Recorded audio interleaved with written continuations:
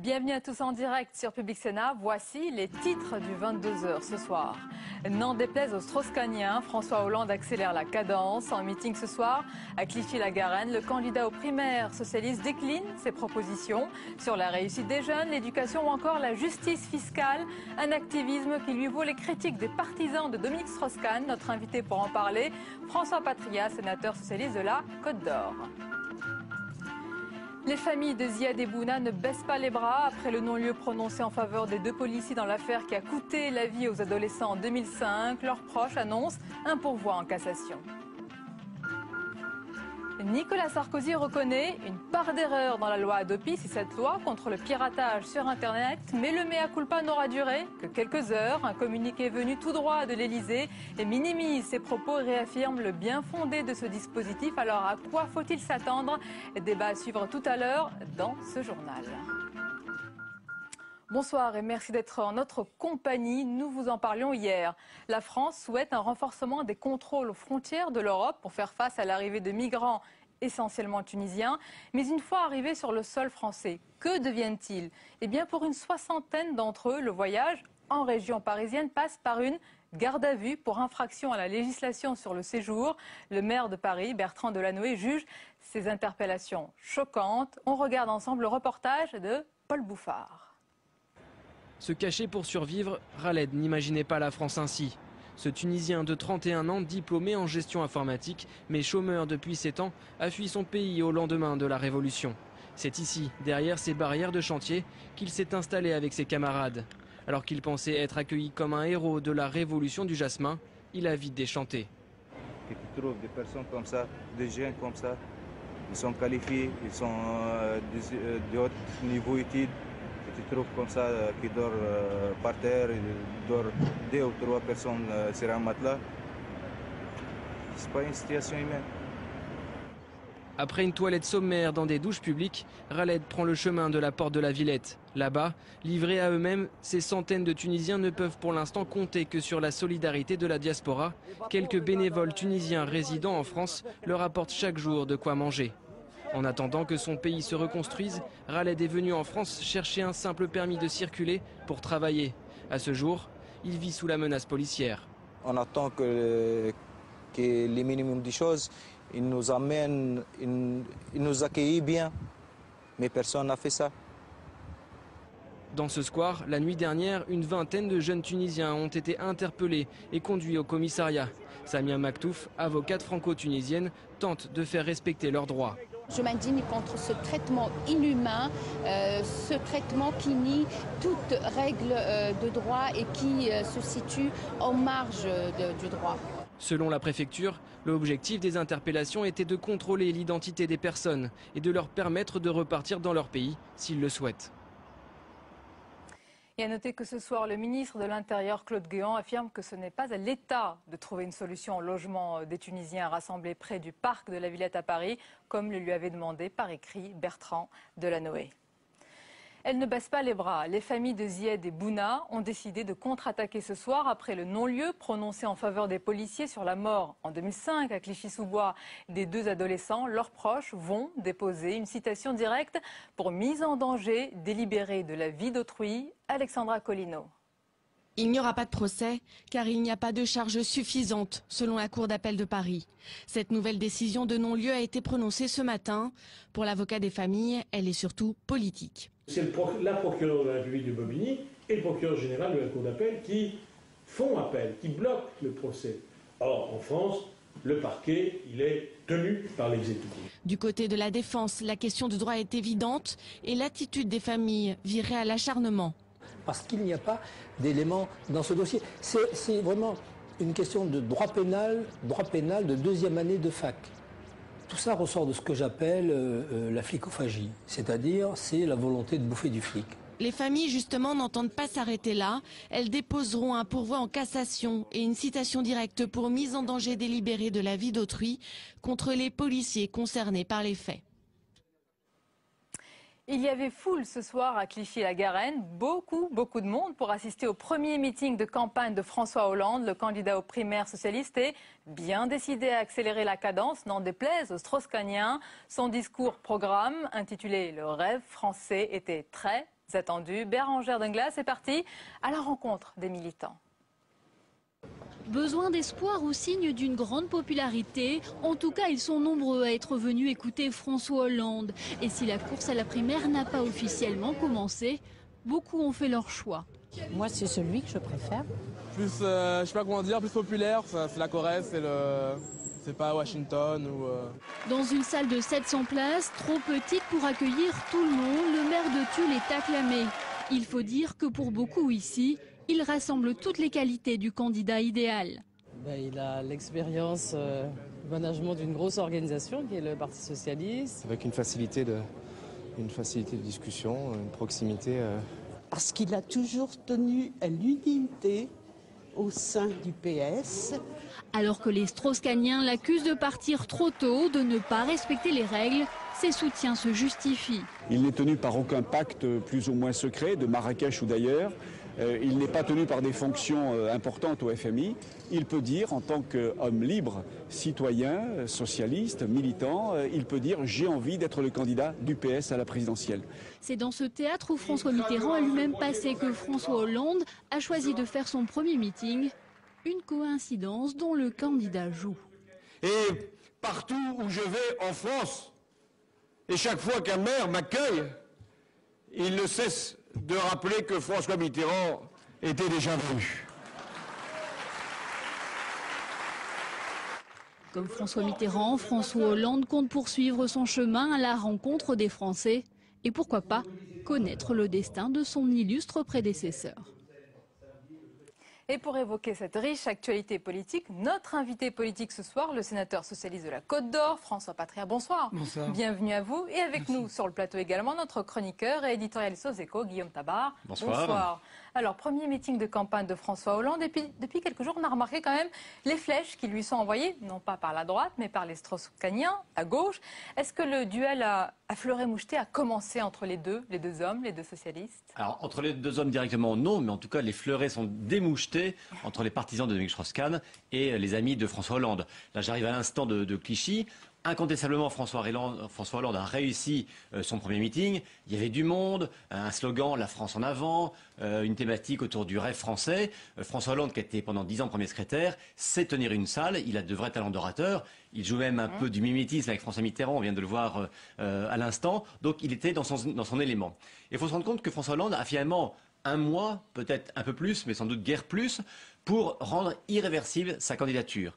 Depuis de nombreuses semaines, il a crédibilisé sa candidature, mais maintenant on sait qu'on se rapproche du jour où Dominique Strauss-Kahn va se déclarer. La question c'est, va-t-il pouvoir non seulement rester dans la compétition, mais soutenir le choc avec le favori actuel des sondages? Et justement, ce choc que vous évoquez, est-ce qu'il peut mettre en péril l'unité retrouvée du Parti socialiste? Oui, alors unité retrouvée, c'est vrai qu'on l'a vu autour du projet, mais un projet peut-être à minima qui était précisément destiné à ce que toutes les sensibilités du PS puissent valider et adopter ce projet. Le choc entre les deux hommes, à mon avis, sera d'autant plus fort qu'il n'y a pas entre eux de divergence de fond. C'est pas comme si on assistait à un débat entre une tendance social-démocrate et puis une tendance plus radicale au sein du PS, comme si par exemple on avait Benoît Hamon qui était sur la ligne de départ. Là, ce sont deux hommes qui sont tous les deux sociodémocrates, tous les deux disciples de Jacques Delors. Donc c'est un vrai combat personnel et un peu l'énervement qu'on a assisté de la part des Strauss-Kahniens traduit une fébrilité qui peut-être rend service à François Hollande, car si Dominique Strauss-Kahn était si serein, si assuré de s'imposer, j'allais dire, sans avoir à combattre, eh bien pourquoi faudrait-il s'énerver contre un rival, contre un candidat qui, naturellement, est déjà en campagne pour les primaires? C'est une bonne question. François Patria va y répondre dans quelques instants. Alors, François Hollande, il multiplie les déplacements, les meetings, les visites à l'étranger. Il use ces semaines, on l'a vu, pour convaincre, et il y arrive. On a vu beaucoup de militants. Est-ce que d'abord, cette ténacité, elle vous surprend? Non, François a du talent, François a du charisme, François a dirigé le parti. Il connaît tous les relais, il connaît les réseaux, il connaît la France. Et il utilise ce talent, qui est le sien, pour aujourd'hui combler une partie du retard important encore qu'il a sur Dominique Strauss-Kahn. Et il sait, vous avez raison de le dire, qu'il lui reste un mois. Alors moi, quand je vois dans la presse, quand j'entends guerre entre les Strauss-Kahniens et les Hollandais, il n'y a pas de guerre. J'ai réuni ce matin les partisans de Dominique Strauss-Kahn au Sénat. Je vous assure que le calme et la lucidité sont là. Ce là. matin, non, mais hier, oui, quand on a vu la phrase de M. Cambadélis et la phrase de M. Le Gouen. Vous avez calmé les choses, c'est ça? Moi, je ne suis pas en mesure de les calmer. Ils sont plus proches de Dominique que moi. Ce que je sais, c'est que les soutiens de Dominique Strauss-Kahn, ceux qui souhaitent sa candidature ici et qui préparent cette candidature, parce que moi je pense à titre personnel qu'il viendra, mais lui n'a pas répondu, donc c'est lui qui décidera. On va en parler. Nous sommes là pour le préparer, le reste lui appartient à lui seul. Un mot quand même, parce que les proches de François Hollande, vous allez me dire si c'est vrai ou pas, évoquent des pressions de la part des Strauss-Kahniens. Est-ce que ce sont des pressions amicales pour convaincre vos camarades de soutenir M. Strauss-Kahn? Je n'ai pas le sentiment qu'il y ait des pressions. Il y a eu sans doute quelques remarques d'humeur. En se disant, après tout, il y a un calendrier. François Hollande a été premier secrétaire du PS. Ce calendrier dit que les primaires commenceront le 13 juillet, que les candidatures vont avoir lieu fin juin, qu'on aurait pu tous respecter ce calendrier pour laisser à tous les candidats potentiels et celui qui est quand même le mieux placé aujourd'hui, la liberté de s'exprimer au moment. Il y a un départ un peu rapide. Il était attendu. Il y a longtemps que François est en campagne, nous le savions. Et je ne doutais pas que ce soir, il ait mis les moyens parce que... Et vous ne lui demandez pas, comme les autres, de se retirer. Il n'est pas là pour faire de la figuration, vous êtes d'accord? Moi, je m'en suis entretenu avec lui il y a de ça 6 mois. Je sais ce qu'il m'a dit à l'époque. Maintenant, je sais qu'il est beaucoup plus déterminé, qu'il pense qu'il a une chance, qu'il pense qu'il est lui aussi investi, qu'il y croit, qu'il se bat pour ça depuis de nombreuses années. Je ne lui reproche pas, et c'est son droit, maintenant qu'il respecte un peu le calendrier. Alors justement, le calendrier, est-ce qu'il est le seul à devoir le respecter? Parce que Dominique Strauss-Kahn est à Paris aujourd'hui, et puis c'est une information, on verra si elle se vérifie, mais on dit qu'ils se sont vus ce matin avec Martine Aubry. On dit aussi que Laurent Fabius est passé à cette réunion. Il y aurait donc une accélération de ce calendrier. Est-ce que Dominique Strauss-Kahn, selon vous, François Patria, doit clarifier ses intentions avant la fin mai? Moi, je ne suis pas sur cette ligne-là. Je suis d'abord pas très favorable aux primaires. Vous savez, obliger un candidat à l'élection présidentielle à faire 10 mois de campagne, c'est un effort extraordinaire. Je ne suis même pas sûr que ce soit pas contre-productif. Mais le calendrier est là, nous allons le tenir. Mais maintenant, la date ultime de candidature, elle est pour fin juin. Moi, je ne souhaite pas que Dominique accélère sa candidature. Vous dites que... C'est ce qu'il voudra, mais je pense que la mi-juin est la bonne date. Bon, on a tenu, vous savez, pendant 8 mois, on peut tenir encore pendant 1 mois. On est le 1er mai. Vous dites pas favorable forcément aux primaires, donc à la campagne. Est-ce qu'il veut vraiment faire campagne, Dominique Strauss-Kahn? Parce qu'il faut sillonner la France, il faut serrer les mains, il faut prendre des coups bas. Est-ce que l'homme de Washington, des grands sommets, est prêt pour ce combat? Je pense que Dominique Strauss-Kahn n'est pas un candidat comme les autres. Qu'il a acquis la compétence, l'autorité, la reconnaissance, et moi qui parcours la France et le territoire tous les jours. Non, il n'est pas comme les autres. C'est pas un candidat banal, parce qu'il a déjà acquis, et la notoriété, et la compétence, et surtout la reconnaissance de beaucoup de Français qui le traduisent étude d'opinion par étude d'opinion. Donc il ne faut pas qu'il se banalise lui-même. Il a fixé le calendrier il y a longtemps. Un risque qu'il se banalise lui-même, justement, parce qu'il y a une tendance baissière un petit peu dans les sondages, non? Moi, je ne pense pas. Aujourd'hui, les sondages sont constants, y compris celui que je viens d'avoir ce soir, qui montre qu'il est le seul.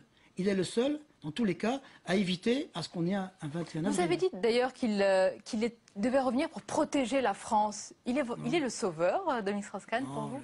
Je n'ai pas employé ce mot. Non, c'est une question. Je dis aujourd'hui que le défi économique et social, parce que c'est le plus important. Je crois que Sarkozy est déjà en campagne aujourd'hui. Il est autour de l'immigration, autour de la sécurité. Dominique Strauss-Kahn sait que l'important, il l'a dit quand il est venu ici, c'est l'emploi, c'est le social, c'est le pouvoir d'achat. C'est sur ces sujets qu'il doit s'exprimer dans les temps qui viennent. Peut-être une question commune. Alain Juppé a dit de la candidature de Nicolas Sarkozy que c'était un secret de polichinelle. Celle de Dominique Strauss-Kahn aussi? Bien sûr. C'est lui qui le dira. Moi je pense qu'il sera candidat, mais il ne me l'a pas dit. Vous doutez bien qu'il ne me l'a pas dit. Guillaume Tabar, on avance vers cette candidature? Tout semble se dessiner vers ça. Je pense qu'il y a malgré tout encore une toute petite inconnue. C'est quand même la nature exacte de ce pacte avec Martine Aubry.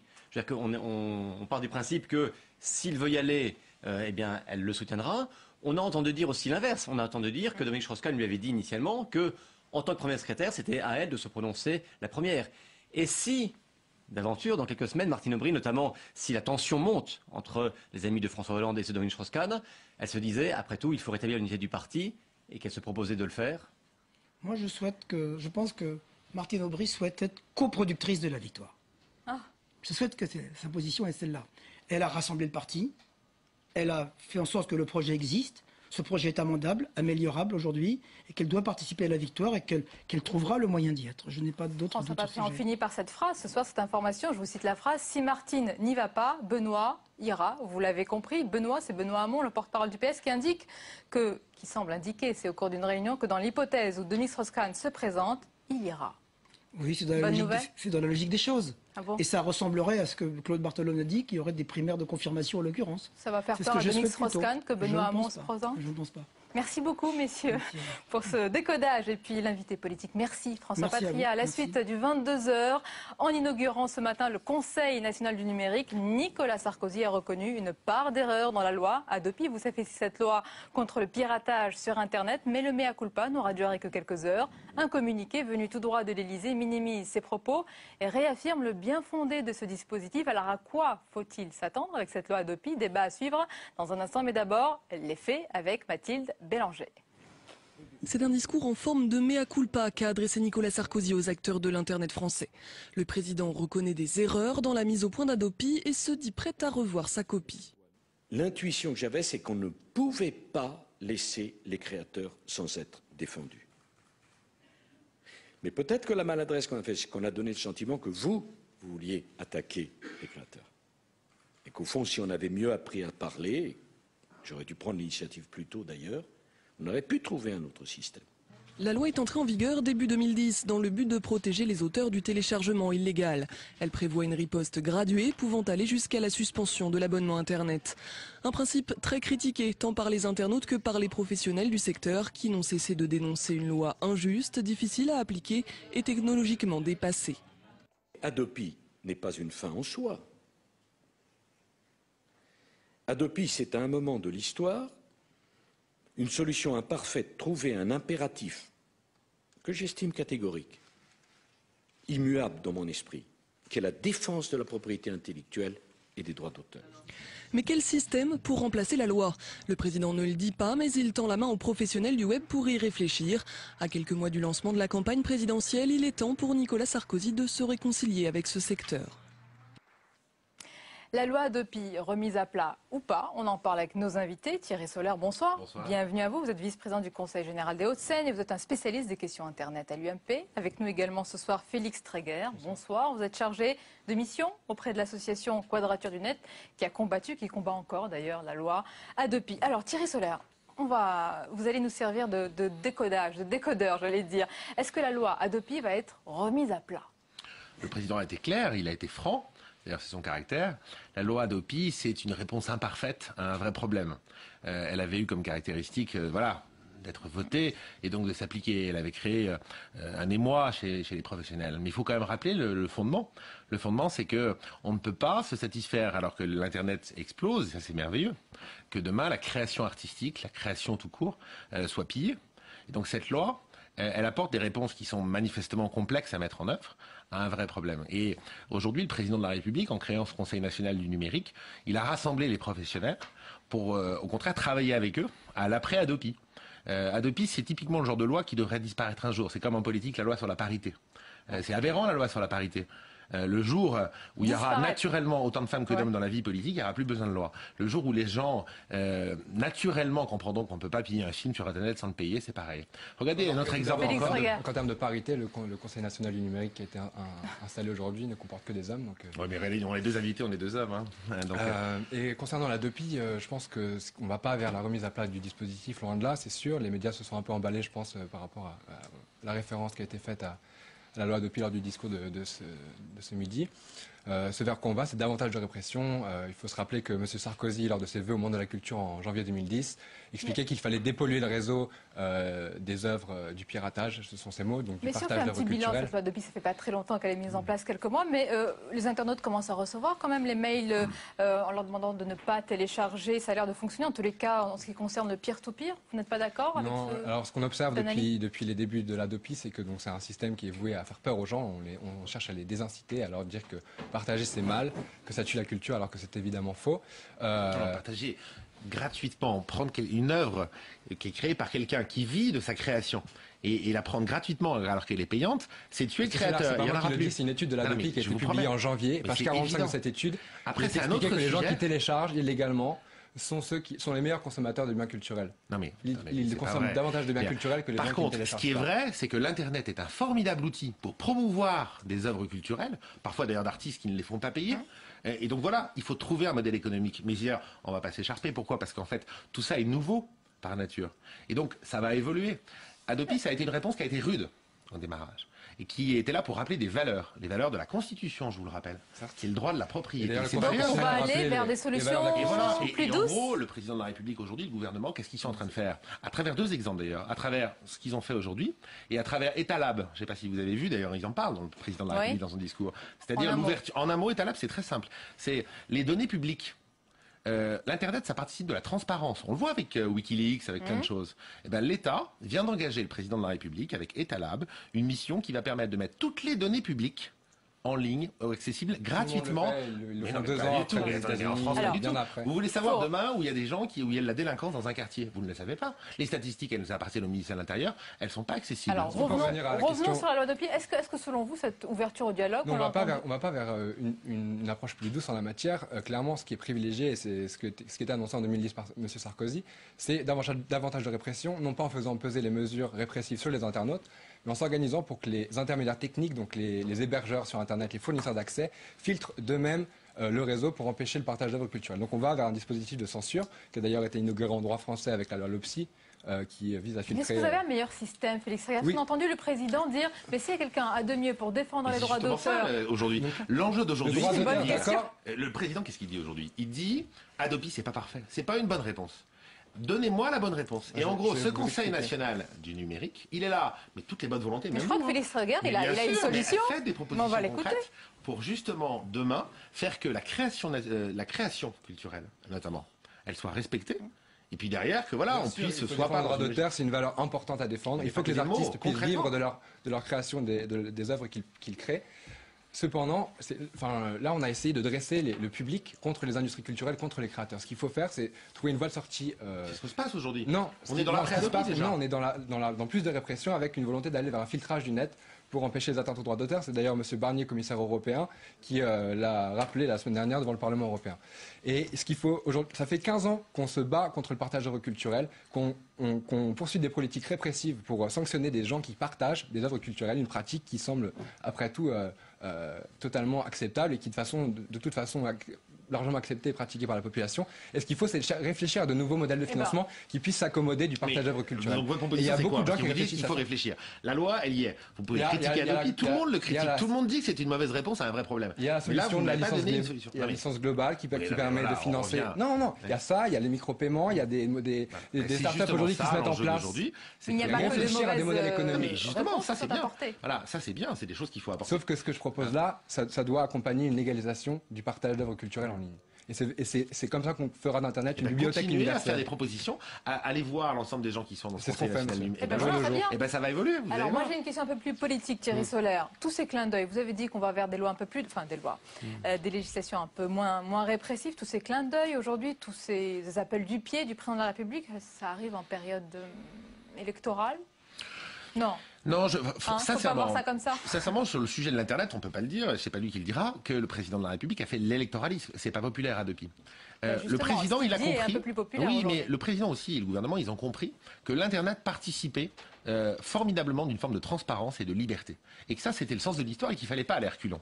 Et c'est pour ça que je vous donnais cet exemple d'État là tout à l'heure. Parce que ouvrir l'ensemble des données que l'État a en magasin au public, c'est un formidable enjeu derrière. Et donc, qu'est-ce que veut faire aujourd'hui le gouvernement et le président avec ce Conseil national du numérique, concrètement? C'est recréer un lien nouveau avec l'ensemble des professionnels. Pour demain, régler le problème de la création culturelle avec la réforme d'Hadopi, le président l'a dit. Hadopi, c'est une loi qui a vocation à être abrogée. La Hadopi 3, c'est l'évolution. La Hadopi 4, c'est la fermeture de la Sur ce conseil de numérique, c'est une bonne chose? Non, c'est une gesticulation politicienne qui vise simplement à laver plus blanc que blanc à un an des élections. Le bilan de Sarkozy en matière de politique Internet, c'est l'Hadopi et donc la suspension de l'accès Internet pour les gens qui partagent des œuvres. C'est la LOPSI qui est le filtrage administratif d'Internet. C'est pas pareil, partager des billets. Non mais attendez. Oui, on va pas vous mettre d'accord. Chacun son vocabulaire et ses idées ce soir. Quand on télécharge, on multiplie. Qui est payant, vous prenez gratuitement. Vous le savez quand même. On aura retenu l'ouverture au dialogue en tous les cas. Voilà. Non, vous n'en voulez pas de dialogue. La conclusion n'est pas bonne. Merci en tous les cas, messieurs, d'avoir participé à ce débat. La suite du 22h avec cette information, et c'est plutôt une bonne nouvelle, ce léger recul du chômage, moins 0,8% pour le mois de mars. Le nombre de demandeurs d'emploi n'ayant pas travaillé dans le mois a diminué de 21 100 personnes pour revenir à 2 680 000 en métropole. Les jeunes en bénéficient pas les seniors. Et tout de suite, la suite du 22h, c'est le tour de l'information avec le reste de l'actualité en France et dans le monde.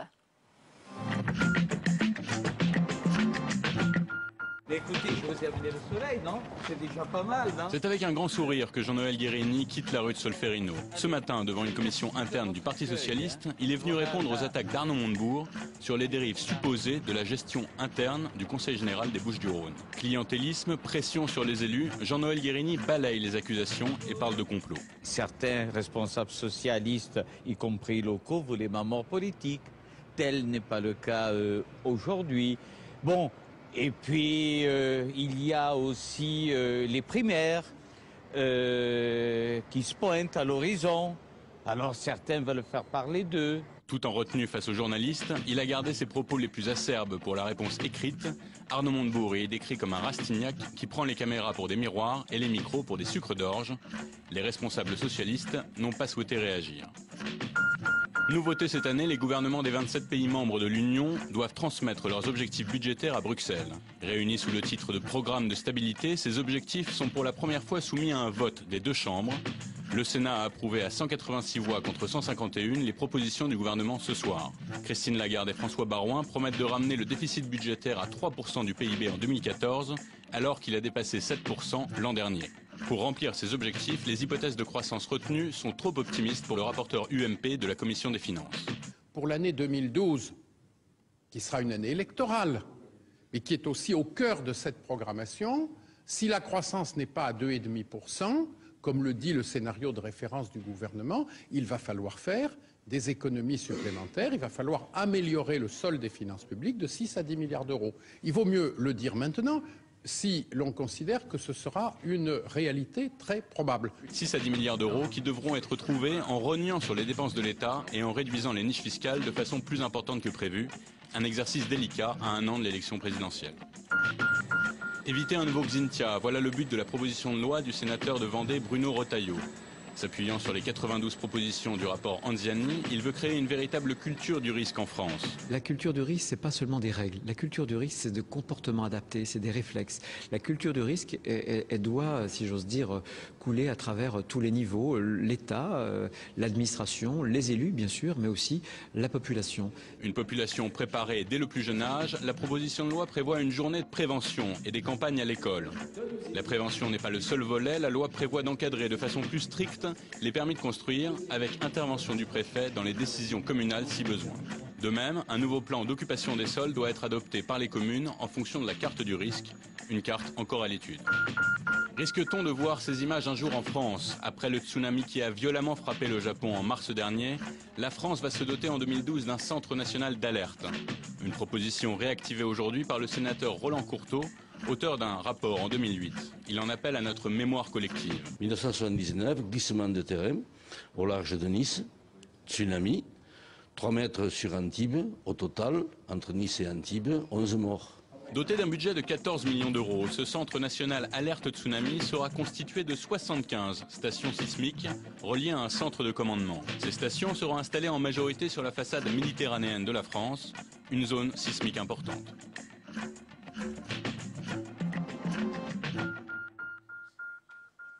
Voilà pour ce tour de l'information préparé ce soir par Aurélien Romano. Et on finit ce journal par cette dernière information qui nous parvient. Les 15 pays du Conseil de sécurité de l'ONU ne sont pas parvenus ce soir à se mettre d'accord sur une déclaration commune pour condamner la répression sanglante en Syrie. C'est la fin de ce journal. Merci beaucoup de nous avoir suivis. Restez avec nous sur Public Sénat. Tout de suite, votre émission politique, preuve par 3. L'invité, c'est le président socialiste de la région Île-de-France, Jean-Paul Huchon. Très, très belle soirée à vous.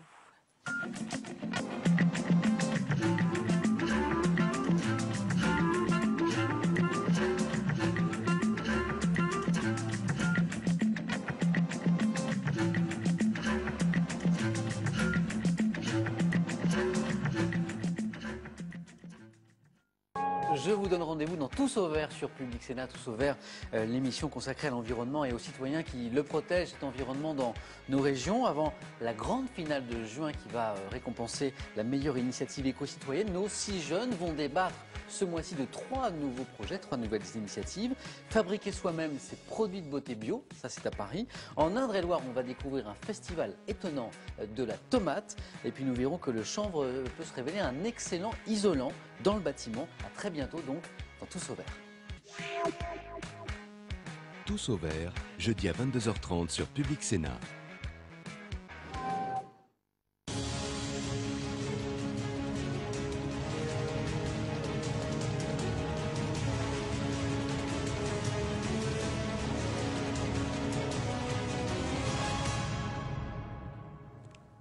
Jean-Paul Huchon, le président socialiste de la région Île-de-France, est l'invité de Preuve par 3. Bonsoir. Bonsoir. Merci d'être avec nous, avec moi au cours de cette émission. Ce soir, Perrine Tarnot de Public Sénat pour une séance qu'on espère rock'n'roll. Et oui, à la fin, le rock c'est bien votre passion. Hein, absolument. Voilà. Avant elle, Éric Bassy de l'agence France Presse, l'AFP, notre partenaire, pour évoquer bien sûr votre fonction à la tête de la première région de France, avec une fonction assez rock'n'roll aussi, il faut le dire, hein, un casse-tête politique avec vos alliés, si l'on peut dire, les Verts. Il y a pire, il y a pire. Il y a pire, oui, on en reparlera. Et puis surtout ce suspense qui va prendre fin cet été avec la décision du Conseil d'État qui va eh bien trancher sur votre sort. Est-ce que vous êtes angoissé ou confiant ? Je suis assez tranquille, assez confiant parce que le fond de l'affaire va être examiné, repris à zéro, l'enquête va être refaite, nos avocats vont pouvoir s'exprimer, les parties adverses aussi. Mais vous ? Moi, personne ne peut, je pense, imaginer que j'ai voulu frauder une élection que j'ai gagnée par ailleurs à 57% avec 400 000 voix d'avance. Personne ne peut penser non plus que j'aurais, d'une manière ou d'une autre, manipulé le Parlement, le gouvernement, le président. Ça, c'est votre défense, voilà. On la connaît, donc vous nous dites, je suis assez tranquille. Vous nous dites, je resterai président de région. Bah, écoutez, on ne peut pas le dire, ce sont les juges qui le décident, et en tout cas le Conseil d'État, mais c'est une assemblée qui doit à la fois tenir compte de la notion de bonne foi et de volonté de fraude. Je crois que là-dessus, la question est assez simple à résoudre. Et d'autre part, ensuite, ils doivent se poser la question, est-ce que les nouvelles lois permettent une issue plus douce de ne plus vous accabler. On en reparlera un peu plus tard. Bon, en tous les cas, cette échéance cruciale et estivale, hein, pour vous, ne vous empêche pas d'intervenir dans le grand débat de 2012 ? Certainement pas, ni d'intervenir bien sûr sur toutes les questions qui concernent la région. On en parlera. Voilà. On va rester un peu sur 2012. Votre champion alors ? Écoutez, c'est très simple. Le pays est dans une situation très difficile. Le président de la République reste un homme redoutable, même si aujourd'hui il est en bas en termes d'opinion. Oui. À mon sens, pour des raisons de compétence, de réassurance des citoyens, il n'y a que Dominique Strauss-Kahn qui peut le battre et c'est la raison pour laquelle je souhaite que Dominique Strauss-Kahn revienne et se présente. Est-ce que vous êtes impatient et même lassé de son silence ? Non, pas du tout, parce que avant de décider de faire un saut aussi important,